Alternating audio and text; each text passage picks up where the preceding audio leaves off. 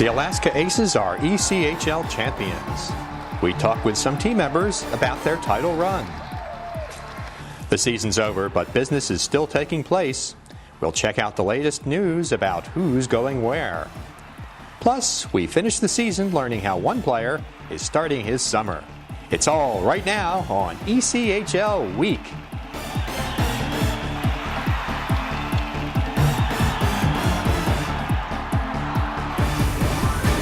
Hi, and welcome to the final ECHL Week program for the 2013-14 season. When the hockey historians look back on this past year, most of what they remember will be the success of the Alaska Aces. For just the fifth time in the ECHL's 26-year history, one team has captured both the regular season and postseason title in the same year. The Aces have done it all three times they won the Kelly Cup. There are so many people involved when a team wins a championship, and lots of things have to fall into place for that title to be won. The Aces were no different in that regard this year. Timely scoring, solid special teams play, efficient defensive work, and excellent goaltending contributed to a special season that every member of this team will remember for years to come. We talked with a number of the Aces after their title-clinching victory in Cincinnati. Let's hear what they had to say.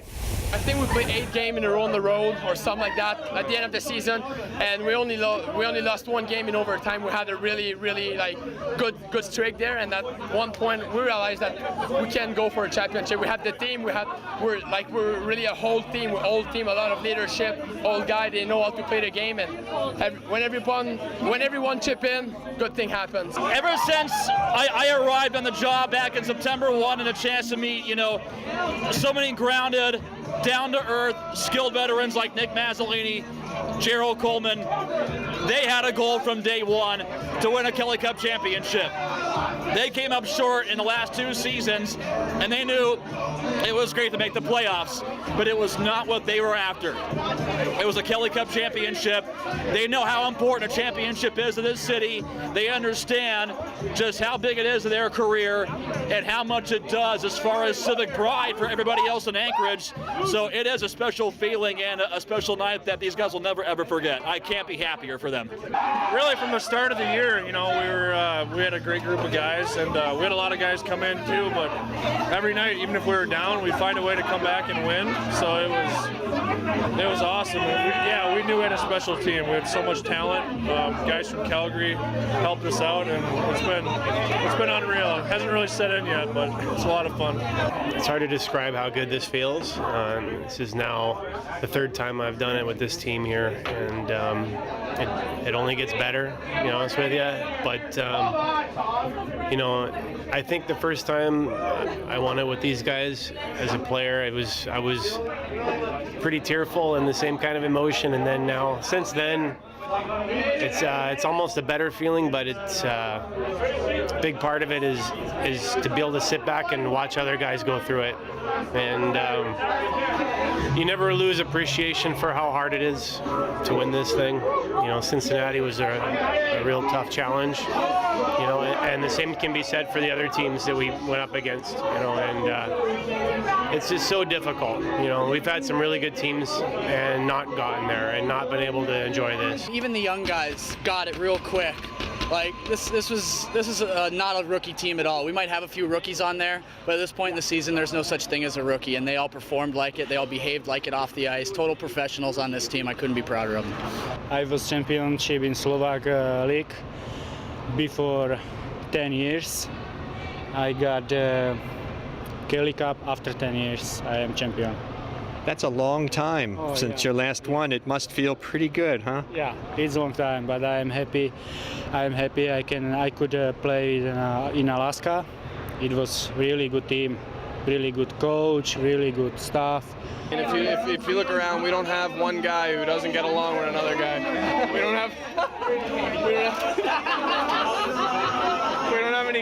don't have any clicks on this team, and good team chemistry off the ice is what wins games on the ice. I think the whole group here, I think it was just kind of feeling all season right from the start. We got a lot of guys join, a lot of guys leave, but everyone played a huge role, and I think it was just basically came down to having such a close team, and like we have fun here. Every day we have fun, and I think that's what really builds a good team.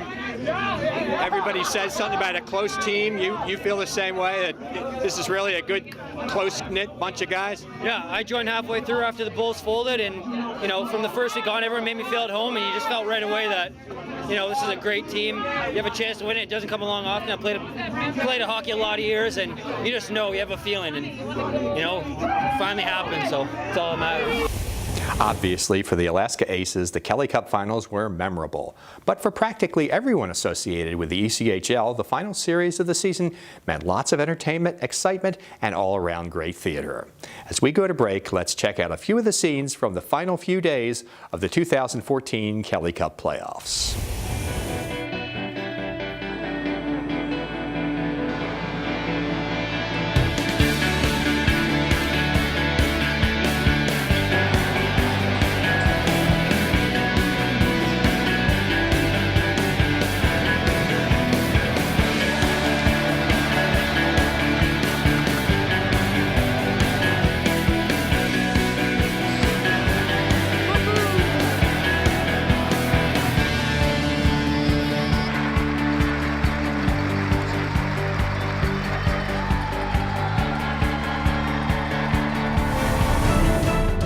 Emotional locker room speech that you won't see or hear anywhere else. It's coming up on ECHL Week.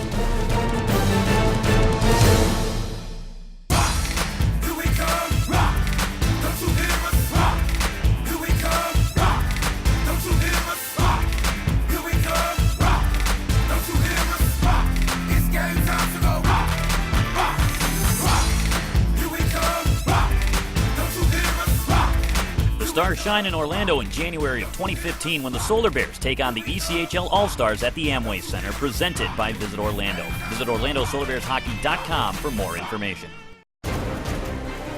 Where have hundreds of NHL players gotten their professional starts? The ECHL. And where do you find out about the ECHL? ECHL Week. On television or online, ECHL Week is the only show that brings you everything that's happening league-wide. Every week, watch ECHL Week. If you were any closer to the action, you'd be in the lineup.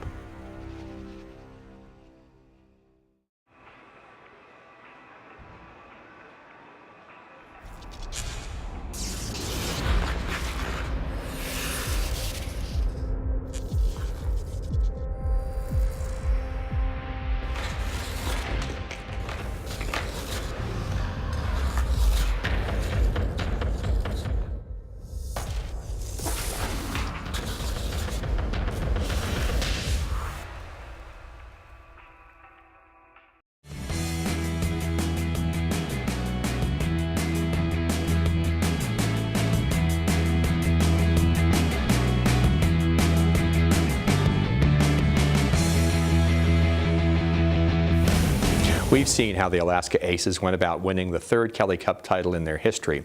But as special as it was for every member of the team, for one man, head coach Rob Murray, it was especially meaningful. Murray, a third-round draft pick of the Washington Capitals in 1985, spent 16 years as a pro player with 10 teams in the old International League as well as the American League and the NHL, in which he played over 100 games.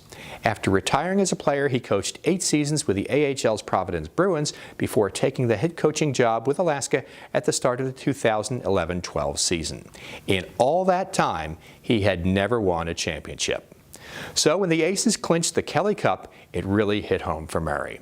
Here, inside the team's locker room after the game, we have exclusive footage of Murray giving his thoughts to team members celebrating the title. But I will keep it short, and love you guys. I do. I mean, the way that we played all year, we stuck together. How well we played. You know, we just, you know, I remember that night in Bakersfield, and I asked you guys, it was never and you said, you know, we don't want to get too high, we don't get too low. And I respected that so much, it pissed me off, but I respected it so much because I was, you know, I didn't think we enjoyed the win enough some nights, you know? But now I know it was the end game. It was what we're looking for. And this is what it was all about. It's what it's all about.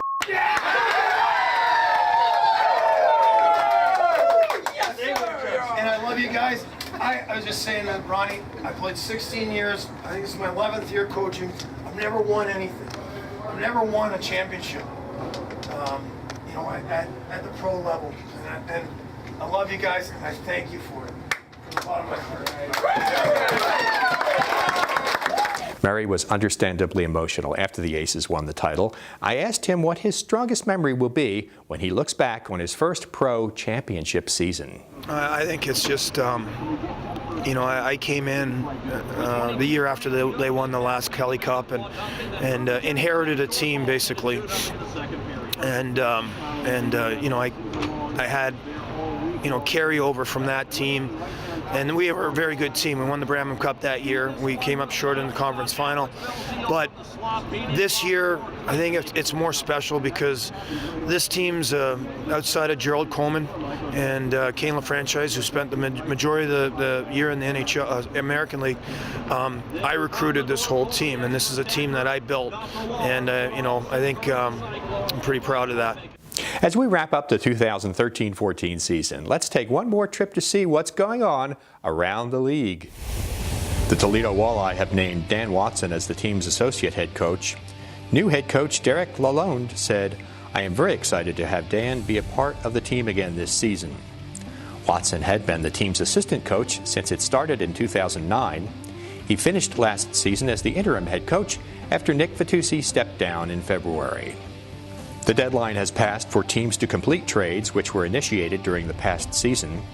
The rights to 13 players changed teams. Notable on the list is forward William Rapuzzi, the ECHL's Rookie of the Year, whose rights moved from Idaho to Toledo. Rapuzzi was one of 5 players whose rights were acquired by the Walleye. Also on the move was 2013 All-Star CJ Severin, whose rights went from Orlando to Alaska. Remember that none of these players are under contract for next season. The teams who acquired these players have exclusive negotiating rights with them until various times over the summer, depending upon a number of factors.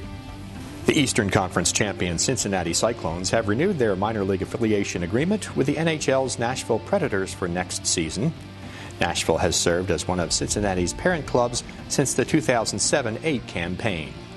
During that time, 5 Cyclones have made their NHL debuts with the Predators.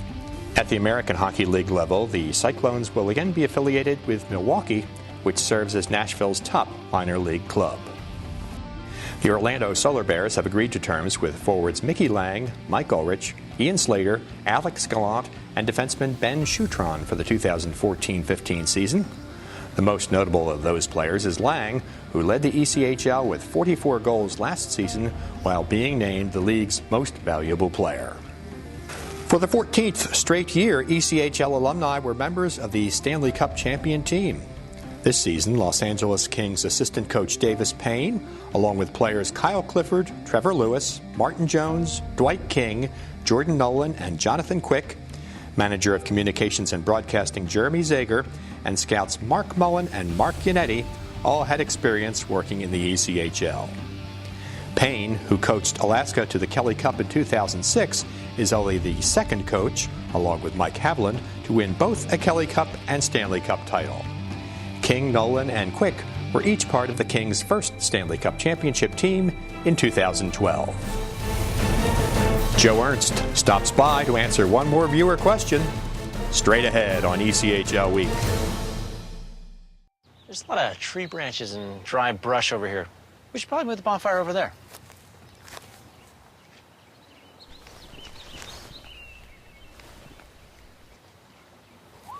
I'm guessing Smokey liked that idea. Are you paying too much with your current payroll company? Are you concerned about how Obamacare could affect your business? If you're interested in a better, more cost-effective solution, Einstein HR is the answer. No more stressing out about Obamacare and the new regulations. No more worrying about being in compliance. No more overpriced payroll services. Let Einstein HR get you back to the business of doing business instead of spending needless hours and frustration taking care of details that add nothing to your bottom line. We provide a first-class payroll and HR services with superior customer service. Call Einstein HR today.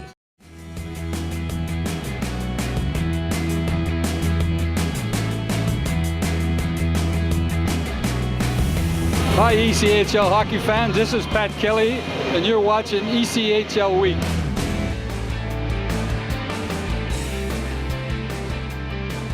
Today's question for the Q&A is from a viewer. It's from Nick, a Toledo Walleye season ticket holder. Nick's question is this. The NHL, AHL, NCAA, KHL, and almost every other major league around the globe is using a 2-referee system, or a 3-official system with 2 referees and a linesman, or is at least considering making that switch. The upside is self-apparent. The only downside I've seen discussed is cost. You've said that the ECHL wants to get the best officials available. In my opinion, having 2 referees would go a long way to improve the officiating. What do you have to say about that, Joe? Well, he's right that their leagues are the leagues that use 2-referee system. The American Hockey League depends on the National Hockey League. Is the only reason they have 2-referee system. So if the NHL wanted to come and pay money for us and help us fund a second referee, I'd be more than happy to use the second referee system. But I think that the 1-referee system in the regular season is really good for development. And we've proved it through the number of guys that we've had go up and get hired by the National Hockey League and work in the minor leagues and the minor leagues under American League deal. As far as that, we use the second referee in the conference finals and in the finals just because of the speed of the game. But I'm not sure that it would be cost efficient to put 2 referees on the ice in every game in the ECHL. I'm not really sure that we would get the proper bang for our dollar as far as that goes. But you know what, we would be on our own to do that, where the NHL obviously can afford that. That's a no-brainer. And the KHL, they spend all kinds of money and stuff like that, and the NCAA has a lot of money.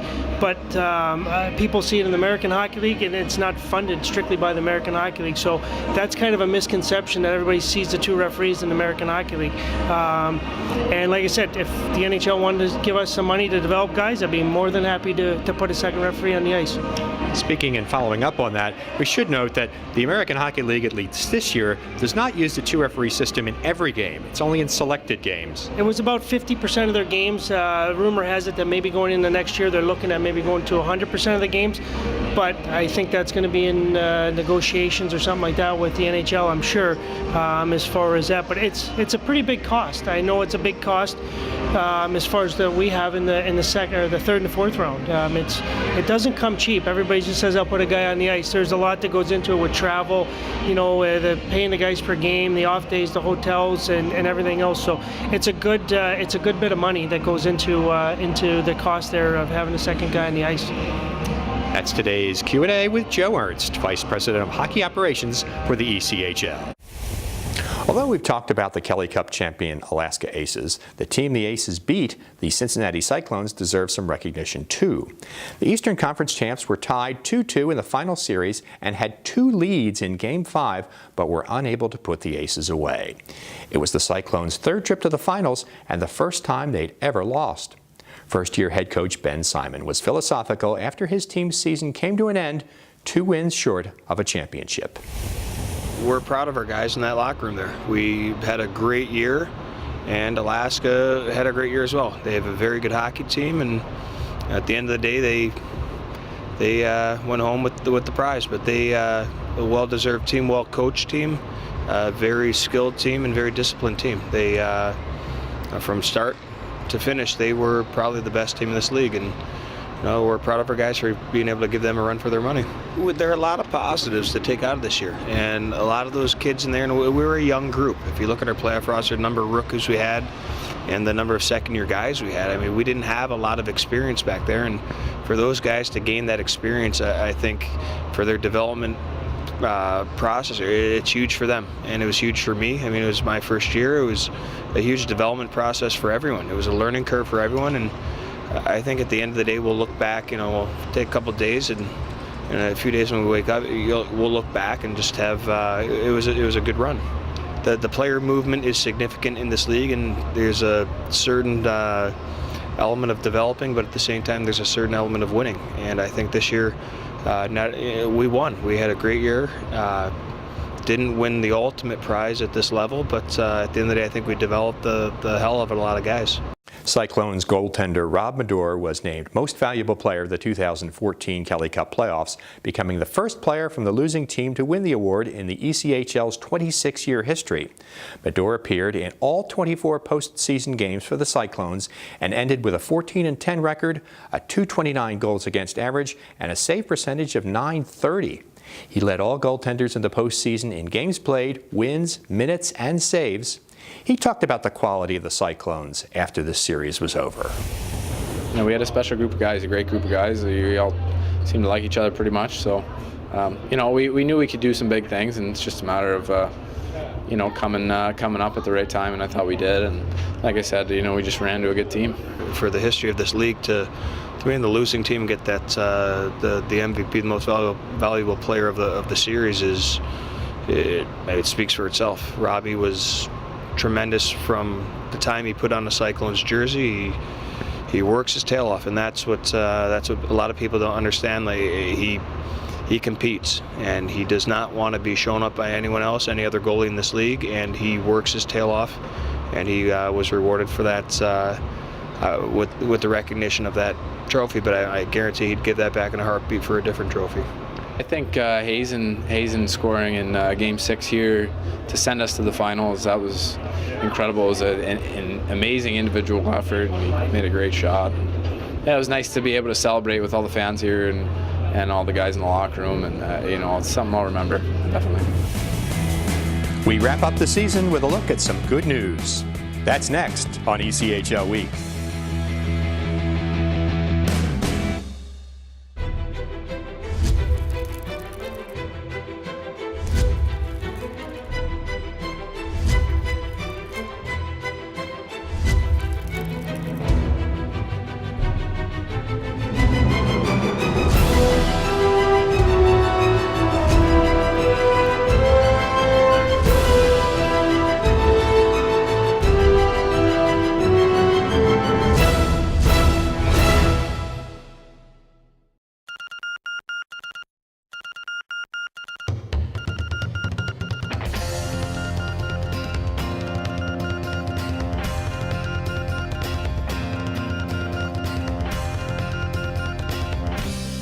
I say, wait, hey, it's just an ordinary day, and it's all your state of mind. 'Cause I've got a smile on my face, and I've got four walls around me.